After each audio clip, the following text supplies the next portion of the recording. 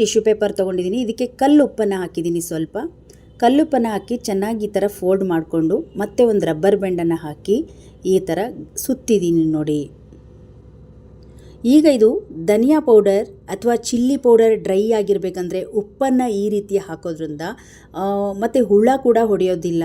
ಇದ್ರ ಜೊತೆಗೆ ಸ್ವಲ್ಪ ಕಾಳುಮೆಣಸು ಕೂಡ ಹಾಕ್ಬೋದು. ನೀವು ಟ್ರೈ ಮಾಡಿ ನೋಡಿ, ತುಂಬ ಚೆನ್ನಾಗಿ ವರ್ಕ್ ಆಗುತ್ತೆ. ಬನ್ನಿ ನೆಕ್ಸ್ಟ್ ಟಿಪ್ಸನ್ನು ನೋಡ್ಕೊಂಬರೋಣ. ನಾನಿಲ್ಲಿ ಜೀನ್ಸ್ ಪ್ಯಾಂಟ್ ತೊಗೊಂಡಿದ್ದೀನಿ. ಜೀನ್ಸ್ ಪ್ಯಾಂಟಿಗೆ ಏನಾದರೂ ನಾವು ಒಂದೆರಡು ಹೊಲಿಗೆ ಸ್ಟಿಚ್ ಮಾಡಬೇಕು, ಒಂದು ಸ್ವಲ್ಪ ಏನಾದರೂ ಬಟನ್ ಏನಾದರೂ ಕಿತ್ತೋಗಿದೆ ಅಂದರೆ ಈ ರೀತಿ ಸೂಜಿ ಒಳಗಡೆ ಹೋಗೋದಿಲ್ಲ, ತುಂಬ ಗಟ್ಟಿ ಅನಿಸುತ್ತೆ. ಸೂಜಿ ಎಲ್ಲ ಈ ಒಂದು ತುಂಬು ಅಂತ ಹೇಳ್ತೀವಲ್ಲ, ಸೂಜಿ ತುಂಬು ಅದು ಸ್ವಲ್ಪ ಶಾರ್ಪ್ ಇರೋದಿಲ್ಲ.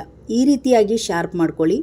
ನಿಮ್ಮ ಹತ್ರ ಟೀ ಸೋಸೋದು ಸ್ಟೀಲಿಂದಾಗಿರ್ಬೋದು, ಈ ರೀತಿಯಾಗಿರೋದು ಫಿಲ್ಟ್ರ್ ಮಾಡೋದೇನಾದರೂ ಸ್ಟೀಲಿಂದಿದ್ದರೆ ಈ ರೀತಿ ಚೆನ್ನಾಗಿ ಉಜ್ಜಿಬಿಡಿ. ಸ್ವಲ್ಪ ಹೊತ್ತು ಈ ರೀತಿ ಸ್ವಲ್ಪ ಹೊತ್ತು ಉಜ್ಜೋದ್ರಿಂದ ಸೂಜಿ ಎಂಥದೇ ಜೀನ್ಸ್ ಪ್ಯಾಂಟ್ ಗಟ್ಟಿ ಇರಲಿ ಚೆನ್ನಾಗಿ ಹೊಲಿಬೋದು, ನೀಟಾಗಿ ಚುಚ್ಕೊಂಬರುತ್ತೆ.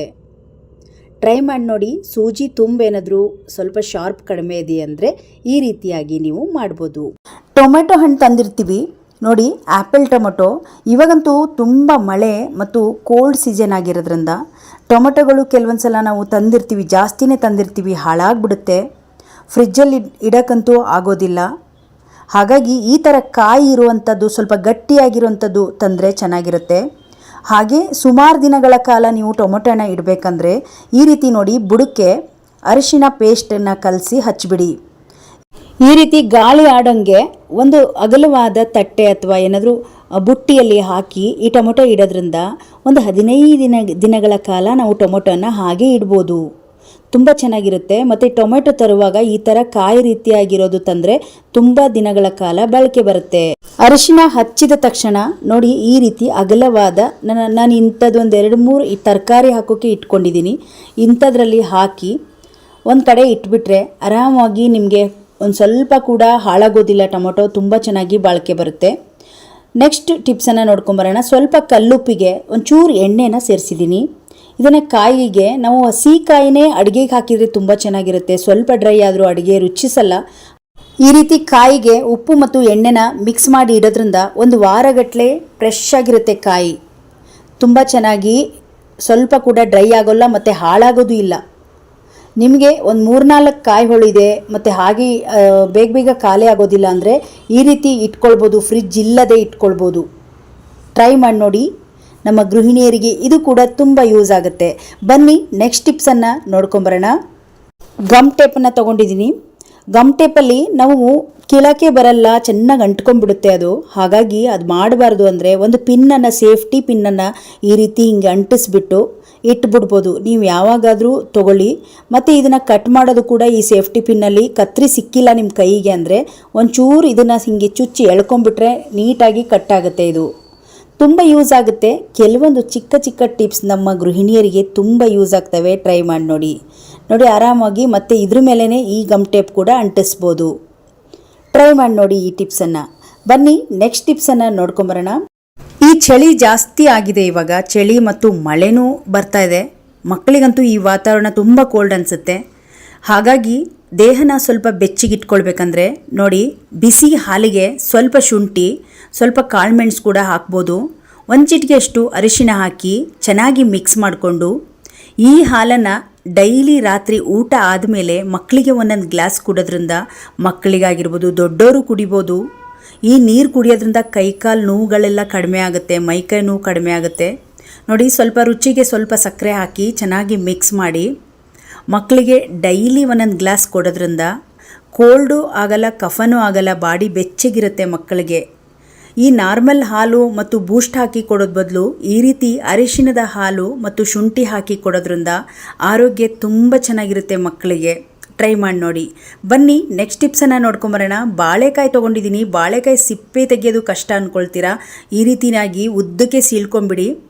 ಉದ್ದಕ್ಕೆ ಸೀಳ್ಕೊಂಡು ಕೈಯಿಂದ ನೋಡಿ ಈ ರೀತಿ ಮಾಡಿದರೆ, ಕೈಯಿಂದ ಈ ಥರ ಬಾಳೆಹಣ್ಣು ಸಿಪ್ಪೆ ಸುಲಿದಂಗೆ ಸುಲಿದ್ಬಿಟ್ರೆ ಒಂಚೂರು ಕೂಡ ಅಂಟ್ಕೊಳ್ಳೋದಿಲ್ಲ, ಸಿಪ್ಪೆಯಲ್ಲಿ ಕೂಡ ವೇಸ್ಟ್ ಆಗೋದಿಲ್ಲ.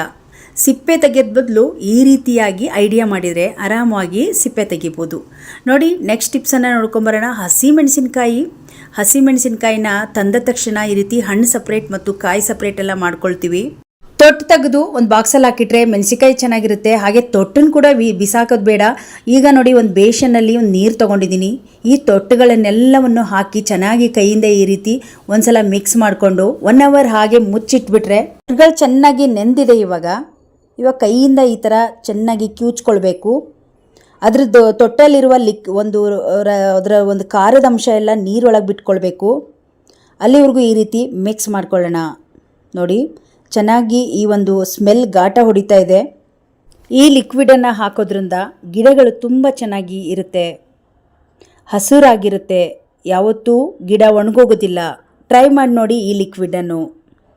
ಇದನ್ನು ಸ್ಪ್ರೈ ಬಾಟಲಿಗೆ ಹಾಕಿ ಸ್ಪ್ರೈ ಕೂಡ ಮಾಡ್ಬೋದು ನೀವು. ಎಷ್ಟು ಗಿಡಗಳಿದೆ ಡೈಲಿ ಒಂದೊಂದು ಸ್ವಲ್ಪ ಒಂದು ಸಲ ಮಾಡಿಟ್ರೆ 1 ವಾರ ಆಗುತ್ತೆ ಈ ಲಿಕ್ವಿಡ್. ಬನ್ನಿ ನೆಕ್ಸ್ಟ್ ಟಿಪ್ಸನ್ನು ನೋಡ್ಕೊಂಬರೋಣ. ಮಕ್ಕಳಿಗೆ ಈಗ ಚಳಿಗಾಲ ಬಂತಂದರೆ ಕೋಲ್ಡ್ ಜಾಸ್ತಿ ಆಗ್ತಾ ಇರುತ್ತೆ, ಮಕ್ಕಳ ಆರೋಗ್ಯ ಹಾಳಾಗ್ಬಿಡುತ್ತೆ. ಕೋಲ್ಡಿಂದ ಗಂಟಲು ನೋವು ಅದೆಲ್ಲ ಪ್ರಾಬ್ಲಮ್ ಆಗುತ್ತೆ. ನೋಡಿ ಈ ಚಳಿಗಾಲದಲ್ಲಿ ಹೀಗೆ ಮಾಡಿ, ಈರುಳ್ಳಿ ಪೀಸನ್ನು ತೊಗೊಳ್ಳಿ, ಒಂದು 2-3 ಈರುಳ್ಳಿ ಪೀಸನ್ನು ತೊಗೊಳ್ಳಿ. ಮಕ್ಕಳಿಗೆ ಕೋಲ್ಡ್ ಆದಾಗ 2 ಈ ರೀತಿ ಈರುಳ್ಳಿ ಸಿಪ್ಪೆನ ಕಾಲಿಗೆ ಈ ರೀತಿ ಅಂಟಿಸ್ಬಿಟ್ಟು ಸಾಕ್ಸ್ ಹಾಕಿ ರಾತ್ರಿ ಟೈಮಲ್ಲಿ ಮಲಗಿಸ್ಬಿಡಿ. ಈ ರೀತಿ ಮಾಡೋದ್ರಿಂದ ಮಕ್ಕಳಿಗೆ ಎಂಥದೇ ಕೋಲ್ಡ್ ಬಂದರೂ ಈ ಈರುಳ್ಳಿ ಹೀರ್ಕೊಂಡ್ಬಿಡುತ್ತೆ, ಬೇಗ ಕಡಿಮೆ ಆಗುತ್ತೆ ಕೋಲ್ಡ್. ಟ್ರೈ ಮಾಡಿ ನೋಡಿ. ನನ್ನ ಮಗನಿಗೆ ಕೋಲ್ಡ್ ಆಗಿದೆ ಸ್ವಲ್ಪ, ಹಾಗಾಗಿ ಈ ಒಂದು ಟಿಪ್ಸನ್ನು ಫಾಲೋ ಮಾಡ್ತಾ ಇದ್ದೀನಿ. ತುಂಬ ಚೆನ್ನಾಗಿ ವರ್ಕ್ ಆಗುತ್ತೆ. ಟ್ರೈ ಮಾಡಿ ನೋಡಿ ಸ್ನೇಹಿತರೆ. ಬನ್ನಿ ನೆಕ್ಸ್ಟ್ ಟಿಪ್ಸನ್ನು ನೋಡ್ಕೊಂಬರೋಣ. ವಿಳೆದೆಲೆ ತೊಗೊಂಡಿದ್ದೀನಿ. ವಿಳೆದೆಲೆ ಟಿಪ್ಸನ್ನು ಮಾಡೋಣ. ಒಂದೇ ಒಂದು ವಿಳೆದೆಲೆ ಇದ್ದರೆ ಎಷ್ಟು ಪ್ರಯೋಜನ ಇದೆ ನೋಡ್ತಾ ಹೋಗಿ. ಇದು ಕಫ ಕೋಲ್ಡಿಗಾಗಿರ್ಬೋದು ಮತ್ತು ಈ ಕೆಲವೊಂದು ಜಿರಳೆಗಳನ್ನು ತೆಗಿಯೋಕ್ಕೂ ಕೂಡ ಒಂದು ಒಳ್ಳೆ ಮೆಡಿಸಿನ್ ಅಂತಲೇ ಹೇಳ್ಬೋದು. ಒಂದು ವಿಳೆದೆಲೆನ ಒಂದು ಕುಟ್ಟೋಕಲ್ಲಿಗೆ ಹಾಕಿ ಪೇಸ್ಟ್ ರೀತಿ ತರಿತರಿಯಾಗಿ ಮಾಡ್ಕೊಳ್ಳೋಣ. ಈಗ ನಿಮ್ಮ ಹತ್ರ ಯಾವುದಾದ್ರು ಎಕ್ಸ್ಪೈರಿ ಆಗಿರುವ ಮಾತ್ರೆ, ಚೆನ್ನಾಗಿರೋ ಮಾತ್ರೆ ಇದ್ರೂ ಪರವಾಗಿಲ್ಲ, ಒಂದೇ ಒಂದು ಮಾತ್ರೆ ತೊಗೊಂಡು ವಿಳೆದೆಲೆ ಜೊತೆಗೇ ಸೇರಿಸಿ ಇದನ್ನು ಕೂಡ ಕುಟ್ಟಿ ಪೇಸ್ಟ್ ರೀತಿ ರೆಡಿ ಮಾಡ್ಕೊಳ್ಳೋಣ. ಇವಾಗ ತರಿತರಿಯಾಗಿ ರೆಡಿಯಾಗಿದೆ. ಇದನ್ನು ಕೈಯಿಂದ ರೀತಿ ಒಂದು ಬೌಲಿಗೆ ಹಾಕ್ಕೊಳ್ಳೋಣ. ನೋಡಿ ಒಂದೇ ನಾನು ಈ ವಿಳೆದೆಲೆನ ತೊಗೊಂಡಿದ್ದು, ಎಷ್ಟು ಪ್ರಯೋಜನ ಇದೆ ನೋಡಿ. ಈಗ ಇದಕ್ಕೆ ಒಂದು ಅರ್ಧ ಬೌಲ್ ಆಗುವಷ್ಟು ಕುದಿ ನೀರನ್ನು ಹಾಕ್ಕೊಳ್ಳೋಣ. ಚೆನ್ನಾಗಿ ಕಾಯಬೇಕು ನೀರು. ಆ ನೀರನ್ನು ಹಾಕ್ಕೊಳ್ತಾ ಇದ್ದೀನಿ. ಹಾಕಿ ಚೆನ್ನಾಗಿ ಮಿಕ್ಸ್ ಮಾಡಿ ಈ ನೀರನ್ನು ಒಂದು 2-3 ನಿಮಿಷಗಳ ಕಾಲ ಹಾಗೆ ಒಂದು ಪ್ಲೇಟನ್ನು ಮುಚ್ಚಿ ಇಟ್ಬಿಡೋಣ. ಸ್ವಲ್ಪ ಹೊತ್ತು ಅದು ಚೆನ್ನಾಗಿ ನೆನಿಬೇಕು. ಇದ್ರ ಜೊತೆಗೇ ಒಂದು ಸ್ವಲ್ಪ ಅರಿಶಿಣದ ಪೇಸ್ಟ್ ಕೂಡ ಹಾಕ್ಕೊಳ್ತಾ ಇದ್ದೀನಿ. ಇದು ಕೂಡ ಒಂದು ಒಳ್ಳೆ ಆ್ಯಂಟಿಬಯೋಟಿಕ್ ಅಂತಲೇ ಹೇಳ್ಬೋದು. ಇವಾಗ ನೋಡಿ ರೆಡಿ ಇದೆ. ಈಗ ಸ್ವಲ್ಪ ಬಿಸಿ ಇದೆ, ಇದನ್ನು ಫಿಲ್ಟ್ರ್ ಮಾಡ್ಕೊಳ್ತಾ ಇದ್ದೀನಿ. ಈಗ ಇದನ್ನು ಸ್ಪ್ರೈ ಬಾಟಲಿಗೆ ಹಾಕ್ಕೊಳ್ಳೋಣ. ನಿಮ್ಮ ಮನೆಗಳಲ್ಲಿ ಜಿರಳೆಗಳು, ಸೊಳ್ಳೆಗಳು ಮತ್ತು ಹಲ್ಲಿಗಳು, ಸಣ್ಣ ನೊರ್ಜೆಗಳು ಜಾಸ್ತಿ ಇದ್ದರೆ ಈ ಲಿಕ್ವಿಡ್ ತುಂಬ ಚೆನ್ನಾಗಿ ವರ್ಕ್ ಆಗುತ್ತೆ. ನೋಡಿ ನಾನು ಈ ಸ್ಪ್ರೈ ಬಾಟಲಿಗೆ ಎಲ್ಲ ಲಿಕ್ವಿಡನ್ನು ಹಾಕ್ಕೊಳ್ತಾ ಇದ್ದೀನಿ.